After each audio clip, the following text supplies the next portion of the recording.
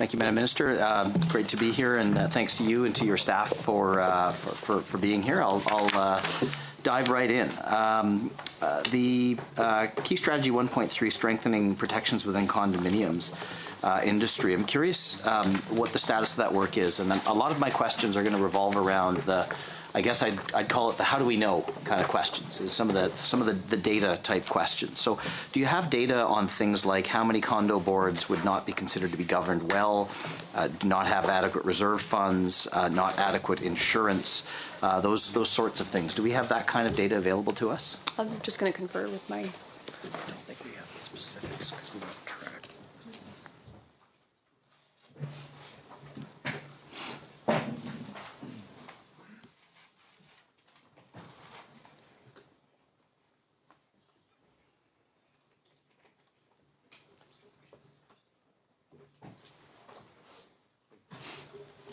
Stumped him on the first one. That's not good. Ben is very good. First pitch. Swing and miss.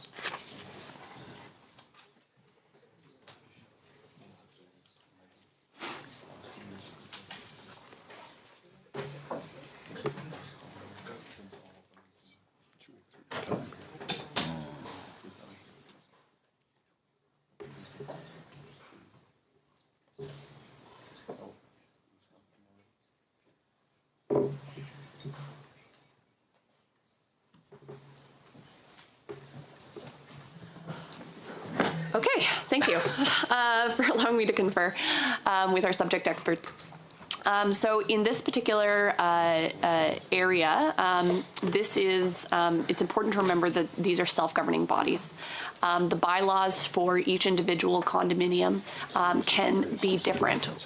We provide overall guidance with respect to bylaws, like model bylaws, for example, that can be adopted, or if they don't have their own bylaws, ones that are default government. But the vast majority of condominium corporations have their own bylaws and are self-governed. So we take the approach that where there is a flag that's raised, that we would then look into it. So, for example, if someone wrote into us with concerns about the reserve fund not being compliant, then we would have our department officials work with them to look into the matter and essentially conduct an investigation. But it is not our legislative role to police it, as it were, or to require reporting from these self-governing bodies to Service Alberta, and so we do not have, we don't collect that information. So from the perspective of consumer protection, which is a welcome shift, and I know a focus of you as minister and your ministry, and I think that's a very important one. I guess I see it in a similar frame. You know, while there may, you know, it's an area I'll admit I'm not an expert in, so I can't sort of suggest very specifically what you know, perhaps legislative changes would maybe be required. But even just increasing consumers' potential awareness of the risks specifically related to condos to maybe head off some of the challenges. You know, these are stories that we as MLAs deal with on a fairly regular basis, especially in the cities. Concerns from residents, and you know, now that we're moving into cannabis legalization, that's going to cause. It's already caused some challenges to some of the constituents in Elbow. Those are things I suspect are going to become even more acute issues.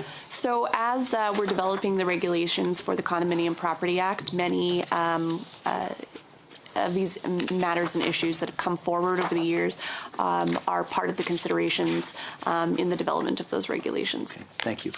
And we've heard a number of consumer protection issues from Albertans, and so with our first set of regulations that came in that was largely focused on the developer and the purchasing portion of condo life, we've provided the tools for us to conduct investigations and audits, which was something that we did not have the ability to do before. And so that came in as a result of these regulatory changes. The next phase that we're working on is with respect to condo governance, and a number of consumer issues around transparency have been flagged, et cetera.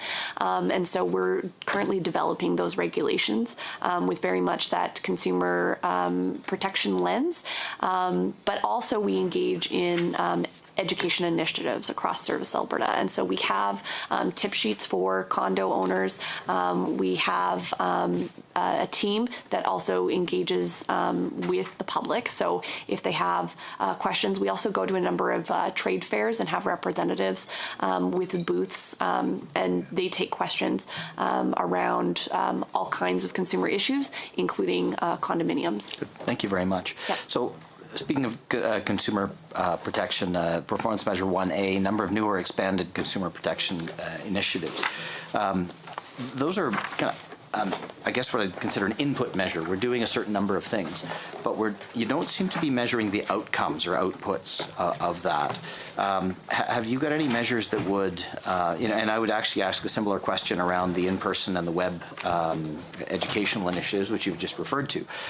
And don't let me suggest for 1 second that they're not effective. I'm not suggesting they aren't, but I'd like to know how effective. I'd like to know what, so to me it would be, I don't know, a reduced number of cyber scams, a reduced number of the senior CRA tax scam, whatever it happens to be, or paradoxically, maybe even an increased number of reports of those things because people maybe don't know that they should be reporting these things, that kind of thing. So either do you have outcome measures that would go along with this, and if not, would you consider baking some into next year's budget? In some ways, I feel like you've answered your own question, Mr. Clark.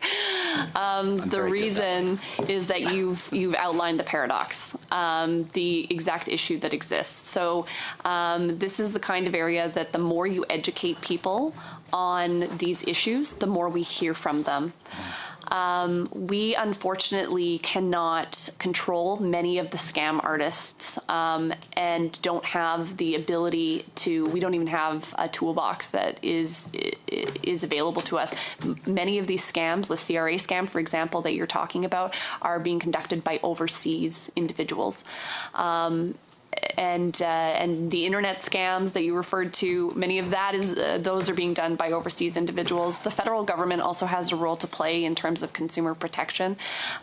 They have an arm that deals with fraud. We do our part with respect to Albertans, and so insofar as businesses are operating in Alberta, we have those tools to be able to control that business activity. We have a number of protections in place, well, not protections, but methods in place that can help individuals when they've been the victim of a scam. And our investigative unit will attempt to track these down and find remedy for those individuals.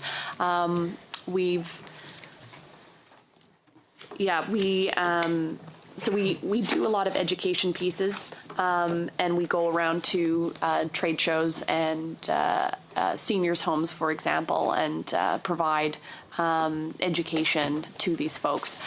So I see success in complaints coming forward, but it also makes it difficult to know, to be able to track that. In terms of I appreciate that. I guess and this isn't, we could talk about this for an hour. It's an important area, but again, I much as it is challenging and the data may be upside down in terms of actually success, may actually be more reports. It probably is. And I know that maybe from a business plan perspective, that could cause the opposition to wag a finger and say, how dare you, it looks like reports are going up. But I think you could easily explain that. But we're in limited time here, so I apologize if you don't mind. I'll just move on to my next question. So on page 131 of the business plan, outcome 2, that government is transparent and information is secure. So I'm going to focus on that information is secure part here for the next few questions. Where are we with tamper-resistant documents, healthcare cards, birth certificates? I mean, my healthcare card is hanging on by a thread. And that may be, I acknowledge Ministry of Health, but I'm just curious if your ministry has done any work with health or other areas to work on tamper-resistant things, really important things like healthcare cards. So when it comes to the validity of identification.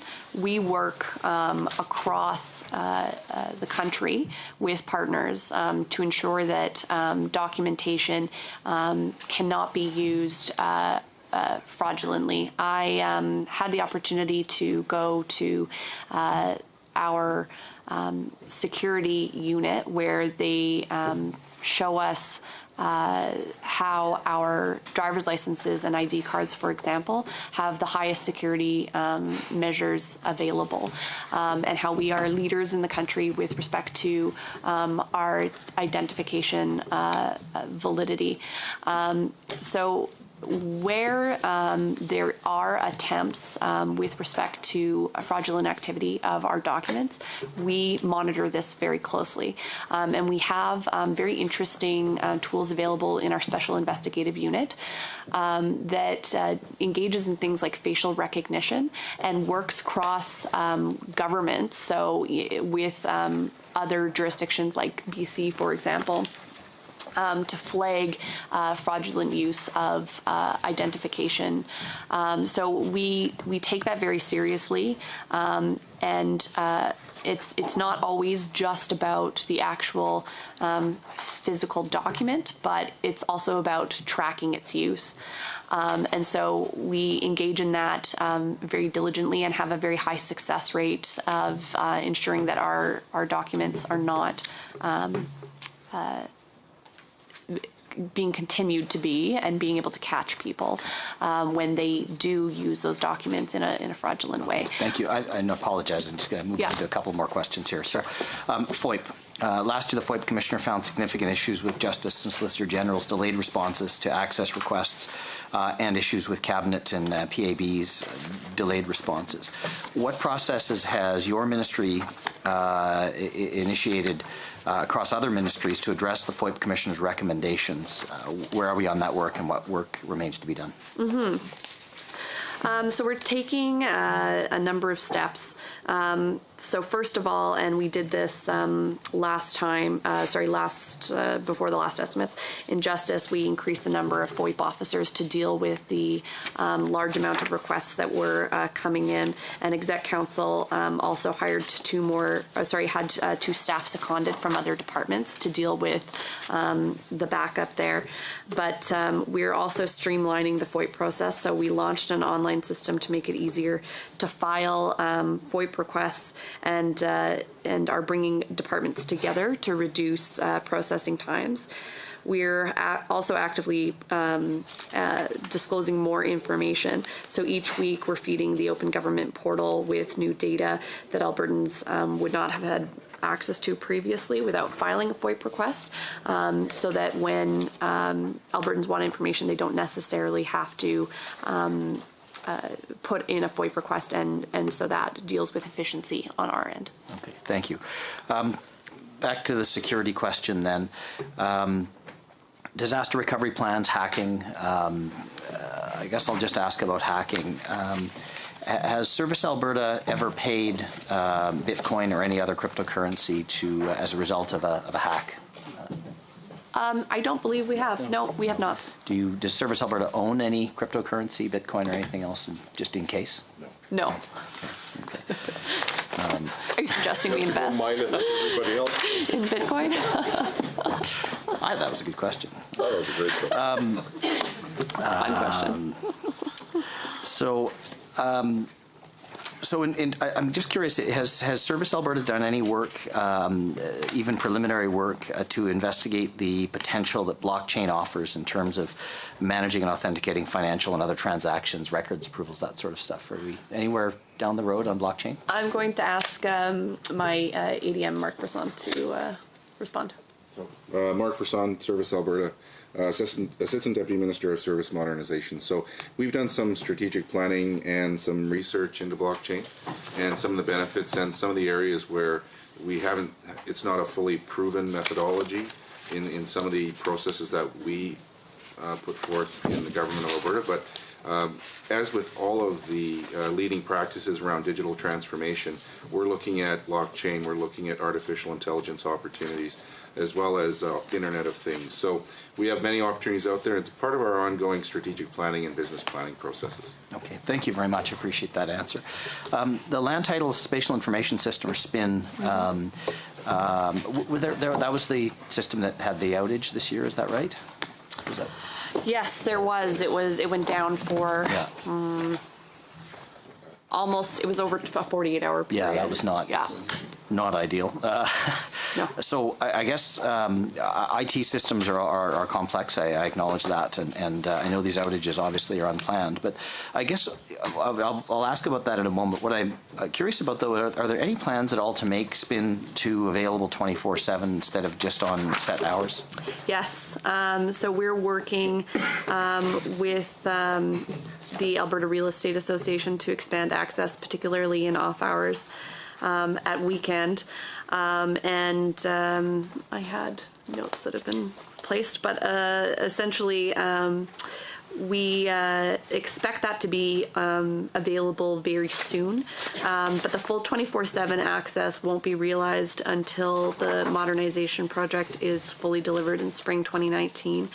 And so we're working to expand the Spin 2 access on weekends right now to be available earlier than that, and possibly an additional 9 hours of availability on Saturday and Sunday. Thank you very much.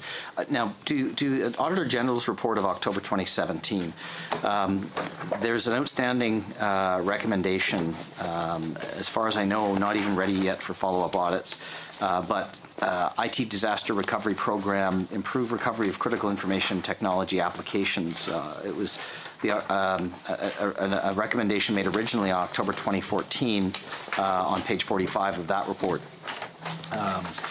And so I guess I'm curious if there's a connection then between Spin being down for the period of time it was and the lack of action on this Auditor General's report, or recommendation, sorry. No, the Spin going down was essentially human error. My understanding is that we attempted to push an update at the time that Spin does its backup. Is that a fair description of that? Yeah, okay, thank you. And so pushing the update at the time that it did the backup caused it to, I don't know, freak out. Yeah, no, I understand that, and I have a there you go. my technology background is only slightly better than that. Yeah. But it feels, but it does feel like that identifies a single point of failure potentially. So in any update, you should have a complete ability to roll over something as critical as Spin, and I recognize that. So I just, it seems that perhaps there may be some connection between this recommendation and that. And I'm sure that there's a lot of work going on to learn lessons as a result of what happened there. I just want to move on to SuperNet and the RFP that I understand continues to wind its way through the process. Do you have any update on the RFP for SuperNet, where that stands, and when we can perhaps hear an outcome? Almost done, very soon. In the fullness of time. Fullness of time.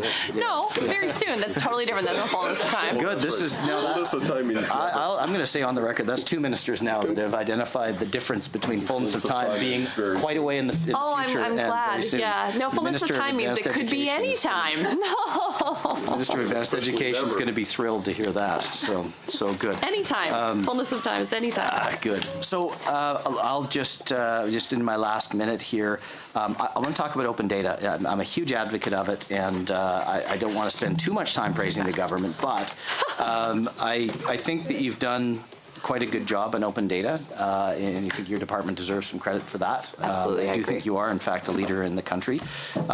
And the fact that all of these budget documents are available as Excel spreadsheets makes data nerds like myself incredibly happy. So Glad I know we that can make may your be job Treasury easier. Board. I don't know if that's something that you have something to do with as well, but it does deserve, it's noteworthy, and you deserve thanks. So having said that, if we look at performance measure 2C in your business plan, the number available online, you're increasing that on a set amount. Do you have any sense of, are you working with ABCs? Those are significant numbers of open data sets, but is it, what percentage? I mean, how far along are we in terms of, what's left to do? What percentage do these data represent? Are you prepared? I'm going to ask Marc Brisson to speak to that. So I guess the way I'd answer that is we're constantly looking for opportunities and how we can place more of our data online. As we are moving across government on improving an information sharing framework, we're able to kind of Interrupt, however, the time has expired for this part of the